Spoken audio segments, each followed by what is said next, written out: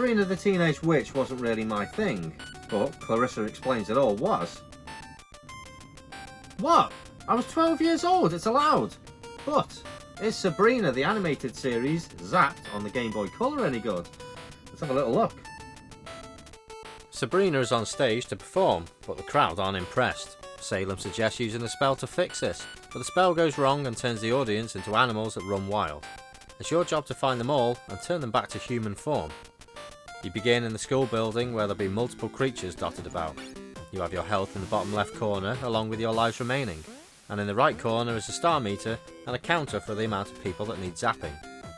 Sabrina can jump with A, zap with B, and run with B if it's held. However, if you try to zap a creature straight away, then you'll get hurt.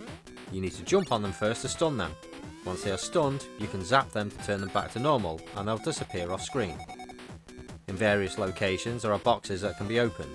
They may contain hearts for health, a power up to help out in the level like a hover jump, crush spell, bubble spell and teleport.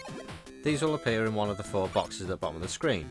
If you're in possession of a power up, then it will be mandatory to use it somewhere in that level you are on. At some point Salem will be in one of those boxes. You can press the select button to swap to him. Salem can explore the level quickly and break blocks that have a cat on them to open up a new route for Sabrina. But be careful, as Salem can't attack enemies and he can take damage too. The star meter at the bottom of the screen can be filled up when you collect stars from boxes.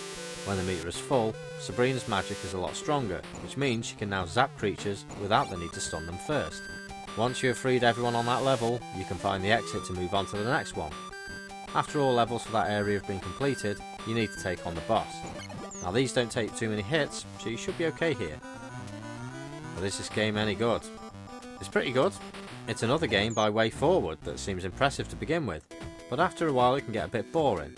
The first level is extremely short just to get you into the groove, but then they get longer and more complex. I tell you, if my school was designed like this with corridors going vertical, then I'll be packing my bag and getting the fuck out of there. But that's fine, it needs to be maze-like to make it much more challenging. And of course the amount of people that need freeing gets higher too. The gameplay is good, and with the use of Salem it breaks it up a bit. There are only 4 stages to the game and each has 4 levels to them, which is plenty. Sometimes you just want the stage to end and move on to something different, as it does get repetitive, but it's mostly enjoyable. What I have noticed is that Shantae and Wendy Every Which Way aren't too far apart in gameplay style, and as they are all developed by Way Forward, you can see why. It's a good game that offers a big challenge, yet not too punishing either.